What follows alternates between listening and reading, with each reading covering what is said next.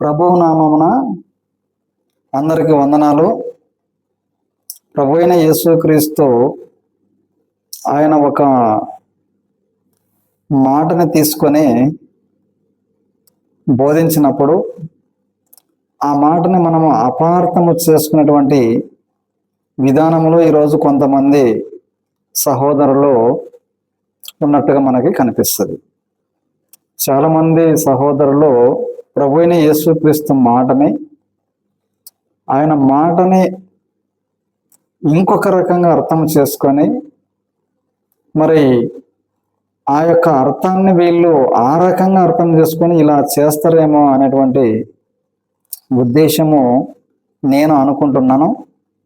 అది ఏంటంటే చాలామంది సహోదరులు మరి అనాథలకు మనము వస్త్రాలు ఇవ్వాలా, దిక్కులేని వాళ్ళకి మనము దుప్పట్లు ఇవ్వాలా, మనం భోజనము పెట్టాలా అని జనాల దగ్గర డబ్బులు తీసుకొని మరి ఆహారాన్ని వండి పొట్నాలు కట్టుకొని ఆ రైల్వే స్టేషన్లో కానీ బస్ స్టాప్లో కానీ అక్కడక్కడ ఉన్నటువంటి వారి దగ్గరికి వెళ్ళి వాళ్ళకి బట్టలు ఇవ్వడము, ఆహారం ఇవ్వడము, కొన్ని పండ్లు పంపిణీ చేయడము, ఇట్లా రకరకాలుగా చేస్తూ మేము కూడా దేవుని సేవ చేస్తాము అని చెప్పుకుంటూ ఉన్నట్టుగా మనకి కనిపిస్తుంది. దేనిని బట్టి వీరు అలా చేస్తూ ఉన్నారు? వీళ్ళు ఏ వాక్యాన్ని ఆధారముగా చేసుకొని ఈ విధంగా చేస్తారు అనేటువంటి విషయాన్ని కనుక మనం ఆలోచన చేస్తే ప్రభు అయిన యేసుక్రీస్తుని మాటని వీళ్ళు అపార్థముగా చేసుకున్నారేమో అనేటువంటి విషయము నేను అర్థం చేసుకున్నటువంటి విషయం. కాబట్టి వీళ్ళు ఏ మాటను తీసుకున్నారు ప్రామాణికంగా అని మనం ఆలోచన చేస్తే మత్తయి రాసిన సువార్త 25వ అధ్యాయము 35వ వచనంలోనూ మనము కొన్ని మాటలను మనం కిందకి చదువుకుంటూ పోదాం. యేసు ప్రభువు ఆశీర్వదింపబడిన వారులారా, లోకము పుట్టినది మొదలుకొని మీ కొరకు సిద్ధము చేసినటువంటి రాజ్యముని స్వతంత్రించుకున్నది అని చెప్పి పై వచనాలలో 35వ వచనములాన ఎవరైతే ఆ రాజ్యాన్ని స్వతంత్రించుకుంటారో వారు చేసినటువంటి మేలును అతను ప్రస్తావిస్తున్నట్టుగా మనకు కనిపిస్తుంది. చూడండి, నేను ఆకలిగొంటిని, మీరు నాకు భోజనము పెట్టితిరి, దప్పిగొంటిని, నాకు దాహమిచ్చితిరి, పరదేశినై ఉంటిని, నన్ను చేర్చుకొంటిరి, దిగంబరునై ఉంటిని, నాకు బట్టలు ఇచ్చితిరి, రోగినై ఉంటిని, నన్ను చూడవచ్చితిరి, చెరసాలలో ఉంటిని, నా యొద్దకు వచ్చితిరని చెప్పెను. అప్పుడు అందుకు నీతిమంతులు, ప్రభువా, ఎప్పుడు నీవు ఆకలిగొని ఉండుట చూచి నీకు ఆహారం ఇచ్చితిమి, నీవు ఎప్పుడు తప్పికొనుట చూచి ఎప్పుడు దాహం ఇచ్చితిమి, ఎప్పుడు పరదేశి ఉండుట చూచి నిన్ను చేర్చుకుంటుమి, దిగంబరివై ఉండుట చూచి బట్టలు ఇచ్చితిమి, ఎప్పుడు రోగివై ఉండుట చూచి చెరసాలలో ఉండుట ఆయనను చూచి నీ వద్దకు వచ్చితిమని ఆయనను అడిగెదరు. అందుకు రాజు, మిక్కిలి అల్పులైన ఈ నా సహోదరులలో ఒకనికి మీరు చేసితరే గనుక నాకు చేసితరని నిశ్చయముగా మీతో చెప్పుచున్నానని వారితో అనెను. యేసు ప్రభువు మాట్లాడినటువంటి ఈ మాటలను తీసుకొని ఈరోజు ఉన్నటువంటి కొంతమంది, అందరూ కాదండి, కొంతమంది అక్కడక్కడ చాలా చోట్ల మరి హాస్పిటల్లోకి వెళ్ళి రోగులకి పండ్లు పంచడము, లేకుంటే అనాథాశ్రమాలకు వెళ్ళి అక్కడ బట్టలు ఇవ్వడము, ఈ రైల్వే స్టేషన్లో పోయి దుప్పట్లు పంచడము, ఈ బస్ స్టాండ్లో పోయి భోజనం పంచిపెట్టడము, ఇది ప్రామాణికంగా తీసుకున్నారు వాళ్ళు. ఇది బైబిల్కు విరుద్ధమని నేను అంటాను. ఇది దేవుని వాక్యానికి విరుద్ధమైనటువంటి పని అని నేను అంటాను. కాబట్టి ఎలా అంటే మనం ముందరికి వెళ్ళిన తర్వాత మనము ఆలోచన చేసేటువంటి ప్రయత్నము చేద్దాం. ఒకసారి అపోస్తల కార్యములు మరి యేసు ప్రభు ఇది చెప్పిన తర్వాత అపోస్తలులు ఎక్కడన్నా ఈ కార్యాన్ని చేశారా అనేటువంటి విషయాన్ని కనుక మనం ఆలోచన చేస్తే ఎక్కడ వాళ్ళు చేయలేదు.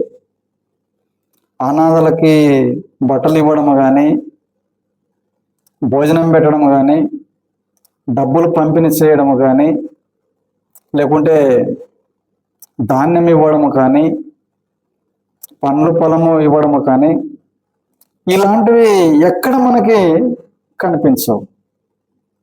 కానీ ఈరోజు చేస్తూ ఉన్నారు. కాబట్టి ఒక చూద్దాం వాళ్ళు ఎలా చేశారు అనేటువంటి విషయాన్ని మనము అపోస్తల కార్యములు 2వ అధ్యాయము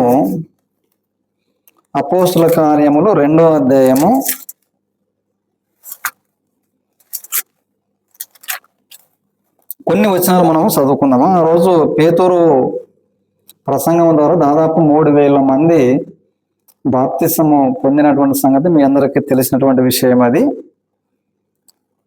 అప్పుడు 42 నుండి చూద్దాం.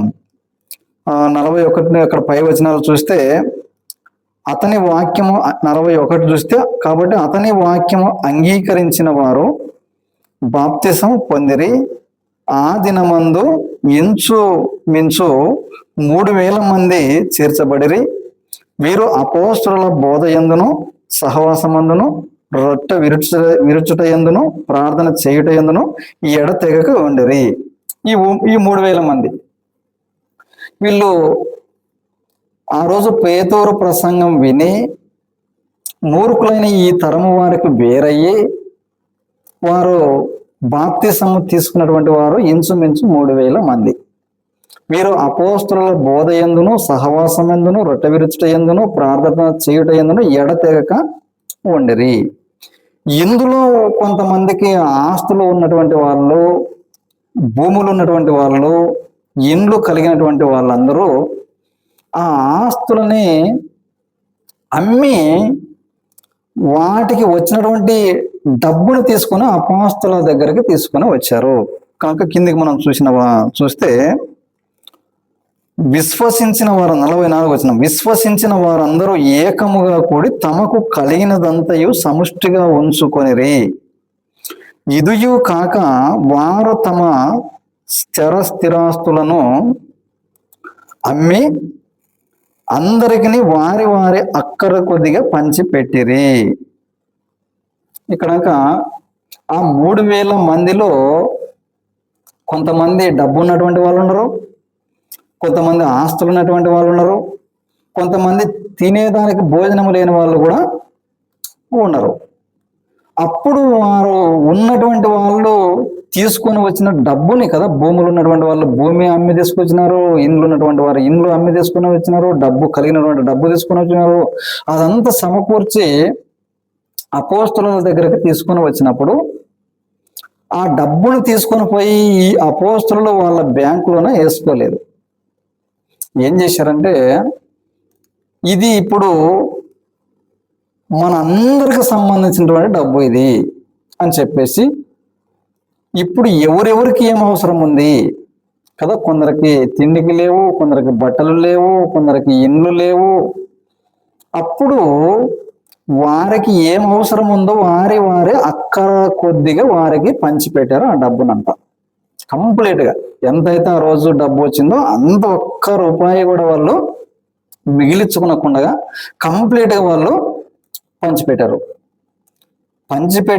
అనే దానికి కారణం ఏమిటంటే, మనం 3వ అధ్యాయం 1వ వచనంలో చూస్తే పేతురు, యోహాను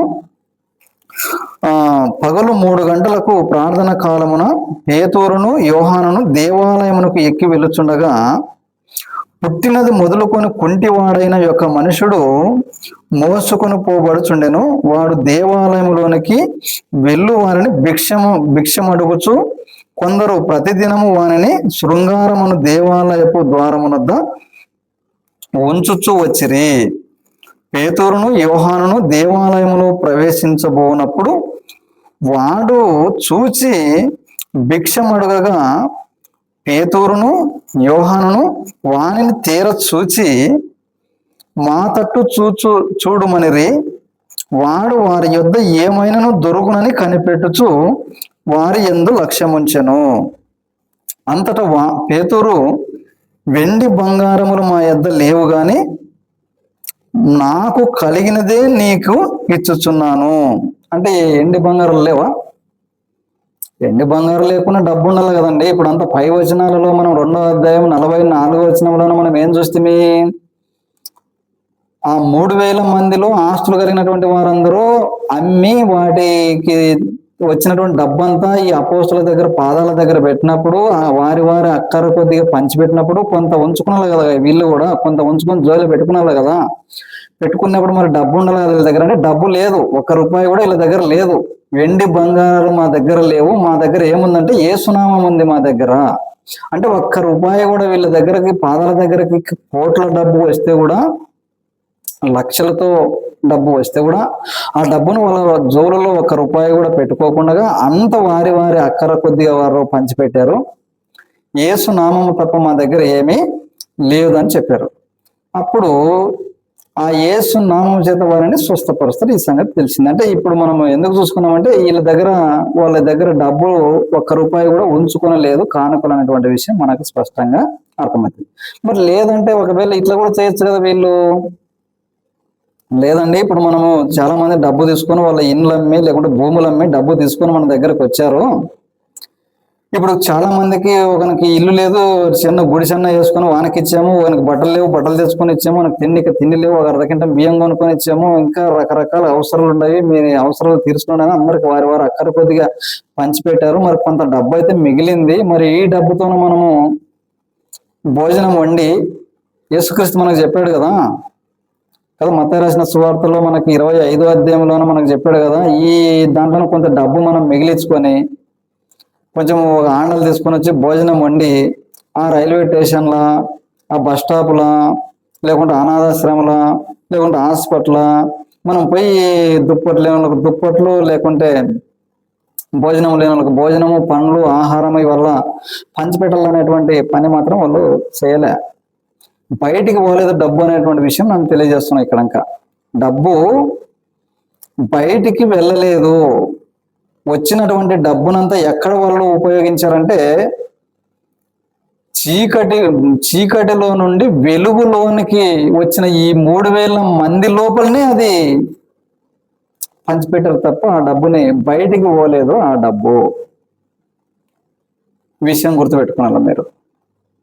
మరి ప్రభు అయిన యేసుక్రీస్తు ఎక్కడైనా మరి ఆయన చెప్పి మరి ఆయన ఏమైనా చేశాడంటే, ఆయన బోధనలో కూడా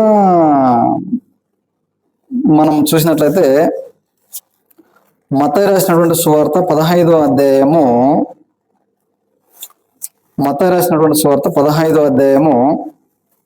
ఇవన్నీ మీకు గుర్తున్నటువంటి సంగతులే కాబట్టి నేను ఎక్కువ చెప్పను. ప్రభు అయిన యేసుక్రీస్తు వాక్యము వినటానికి ఆ రోజుల్లో 1000 సంఖ్యలో వచ్చారు.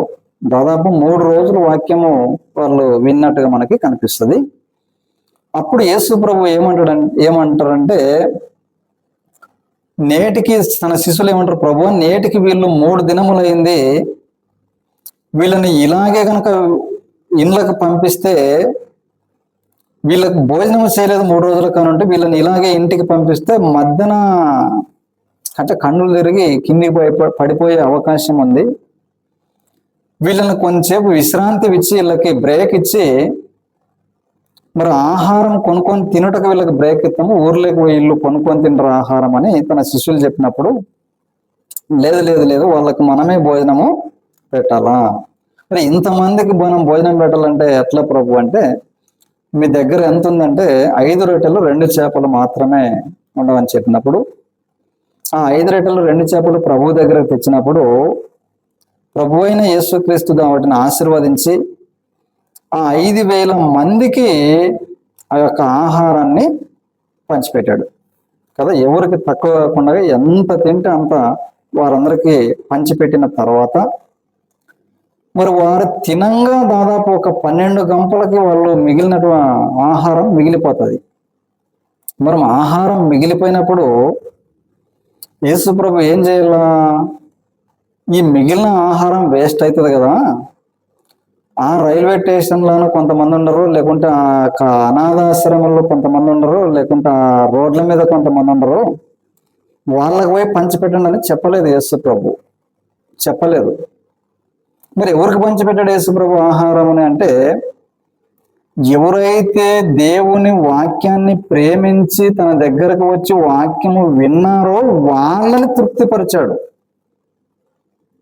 కదా. తన దగ్గరకు వచ్చి వాక్యము విన్నటువంటి వాళ్ళు ఆహారము లేకుండానే వాళ్ళు వెళితే మార్గ మధ్యంలో మొర్సు వచ్చి కింద పడిపోతారేమో, వాళ్ళు భోంచేయాల వల్ల అని చెప్పేసి వారిని ప్రేమించి వారికి ఆహారం పెట్టడం. మిగిలినటువంటి దాన్ని అక్కడ బయటికి అనాథాశ్రయం కానీ,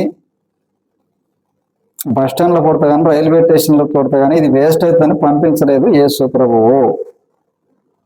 అంటే ఎవరికి పంచిపెట్టాలా? లోపల ఉన్నటువంటి వాళ్ళకే, బయటికి పోలేదు. ఈరోజు ఇది రివర్స్లో అర్థం చేసుకొని మన పిల్లలు చాలా మంది బయటికి పోతారు. బయటికి ఇదే యేసు ప్రభుని నమ్మినటువంటి సంఘములోనే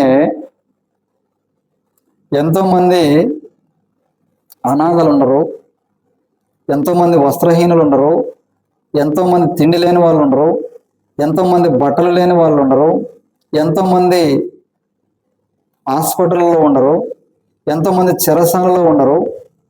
మరి వారికి ఇవ్వడం లేదు మనల్లో. ఇప్పుడు ఎక్కడికి పోతున్నారు? లోపల ఉన్న వాళ్ళని గాలికి వదిలేసి బయటికి పోయి పంచుతున్నారు. అంటే ఇది మామూలు దేవుని పని చేస్తున్నాము అని. దేనిని బట్టి వీళ్ళు చేస్తారు అంటే ఒక మాట చూపిస్తారు. యాకోబు పత్రికలోన దిక్కు లేని పిల్లల్ని పరామర్శించుట, విధవరాన్లని పరామర్శించుట అనేటువంటి మాటలు ఇస్తారు. అది ఏ సందర్భంలో రాయబడితే, ఎందుకు రాయబడేది అనేటువంటి విషయాన్ని కనుక మనం ఆలోచన చేసినట్లయితే, ఒక్కసారి మనం చూసినట్లయితే సంఘానికి మొదటి శతాబ్దంలోన భయంకరమైన పరిస్థితి ఏర్పడింది. కూడా హింస వచ్చేసింది. భయంకరమైన పరిస్థితి వచ్చినప్పుడు వాళ్ళు మొత్తానికి చెదిరిపోతారు కదా, ఆ సందర్భంలో రాయబడుతున్నటువంటి మాట అది. ఒకసారి మనము దాన్ని చూద్దాం. ఒకసారి యాకోబు రాసిన పత్రిక 1వ అధ్యాయం 1వ వచనం మనం చూద్దాం. దేవుని యొక్కయు ప్రభు అయిన యేసుక్రీస్తు యొక్కయు దాసుడనైన యాకోబు అన్య దేశముల యందు చెదరియున్న 12 గోత్రముల వారికి శుభమని చెప్పి వ్రాయునది. ఇది ఎవరికి రాస్తున్నాడు పత్రిక? 12 గోత్రములు కలిగినటువంటి వాళ్ళు అన్య దేశముల యందు చెదిరిపోయినప్పుడు, ఇల్లు ఇడిసి ఊరు ఇడిసి చెదిరిపోయినప్పుడు, భోజనము దొరకదు, సరైనటువంటి ఇల్లు లేకుంటుంది, వసతి, సరైనటువంటి బట్టలు లేకుంటాయి, అలాంటి స్థితిగతులు ఉంటాయి కదా. అలాంటి వాళ్ళకి ఒకవేళ అందులో కూడా కొంతమంది ఉన్న వాళ్ళు ఉన్నట్లయితే కదా, డబ్బు కలిగిన వాళ్ళు, వస్త్రాలు ఉన్న వాళ్ళు, ఏం చేయాలంటే మీరు దిక్కు లేని వాళ్ళని ఆదుకునండి, మీరు విధవరాళ్ళకి వారి ఇబ్బందులను పరామర్శించండి అని రాస్తూ ఉన్నాడు ఈ పుస్తకం. ఎవరికి అక్కడికి పోయి రోడ్ల మీద ఉన్న వాళ్ళకి కాదు, రోడ్ల మీద ఉన్న విధవరాళ్ళు కానీ ఆ రోడ్ల మీద ఉన్నటువంటి వాళ్ళు దిక్కులోనళ్ళు కాదు అని కాదు. ఇక్కడ ఇంకా 12 గోత్రాలకు సంబంధించిన వాళ్ళు, అన్య దేశముల యందు చెదిరిపోయినటువంటి వాళ్ళు, అందులో కూడా ఉన్నటువంటి వాళ్ళు లేని వాళ్ళకి సాయం చేయాలి. కాబట్టి ఈరోజు మనల్లో ఇంటిని గాలికి వదిలేసి బయట పంపిణీలు చేస్తారు. ఇది ఎలా అర్థం చేసుకున్నారో నాకైతే తెలియదు, కానీ ఒకసారి ఆలోచించండి. ప్రభు అయిన యేసుక్రీస్తు కూడా తన దగ్గరకు వచ్చి వాక్యము విన్న వాళ్ళకే ఆహారం పెట్టాడు తప్ప మిగిలినటువంటి ఆహారాన్ని కూడా బయటికి పంపించలేదు అనే విషయాన్ని మనం తెలుసుకున్నాము. మరి ఇప్పుడు ప్రభు అయిన యేసుక్రీస్తు 25వ అధ్యాయము మనం 35 నుంచి మనం చూసుకున్నటువంటి మాటలలో అన్నీ పాటిస్తారా వీళ్ళు అంటే అన్నీ పాటించరు. ఏం చేస్తారు? నెలకు, 6 నెలలకు, సంవత్సరంకో, లేదంటే ఎవరో పుట్టినరోజుకో, ఎవడో సచిన రోజుకో పోయి ఇలాంటి కార్యక్రమాలు చేస్తారు. మరి ఎందుకు? ఈ ఆహారం పెట్టేది ఒకటే పనే, దుప్పట్లు పంచేది ఒకటే పనే, హాస్పిటల్ పడినటువంటి వాళ్ళకి పోయి డబ్బు ఇవ్వచ్చు కదా. ఎంతమంది లేరు హాస్పిటల్లో? డబ్బు లేక చనిపోయే వాళ్ళు ఎంతమంది ఉండరు? మరి ఏ రోజైనా హాస్పిటల్లో పోయి డబ్బులు పంచుతారా? మరి చెరసాలలో ఉన్నారు కదా ఎంతోమంది కదా, మర్డర్ కేసులు చేసి రకరకాలుగా చేసి ఆ చెరసాలలో ఉండరు కదా, వాళ్ళని పోయి ఎప్పుడైనా పరామర్శిస్తారా? ఇవి చేయరు, ఇవి చేయరు. మరి ఇట్లా ఏ రకంగా అర్థం చేసుకోవాలి ఇది? కాబట్టి ఇలా చేసే వాళ్ళకి డబ్బు ఇవ్వకండి. అది బూడిదలో పోసినటువంటి పన్నీరే అవుతుంది తప్ప మనమేమనుకుంటాం, ఇలా మంచి కార్యాలు చేస్తారు కదా వీళ్ళు, వీళ్ళకి డబ్బు ఇస్తే దేవుడు నన్ను అంగీకరిస్తాడు అని చెప్పేసి చాలామంది డబ్బులు ఇచ్చేదానికి ప్రయత్నం చేస్తున్నారు. వాక్యానుసారమైనటువంటి పద్ధతి ఇది కాదని నేను భావించుకుంటాను. కాబట్టి ఇది అర్థం అయ్యిందని నేను అనుకుంటున్నాను. మరి ఇంతవరకు మరి వాక్యాన్ని విన్న మీ అందరూ కూడా ప్రభువు నామమున వందనాలు తెలియజేస్తూ ఈ యొక్క వాక్యాన్ని ఇంతటితో ముగిస్తూ ఉంది. సెలవు తీసుకుంటున్నాను.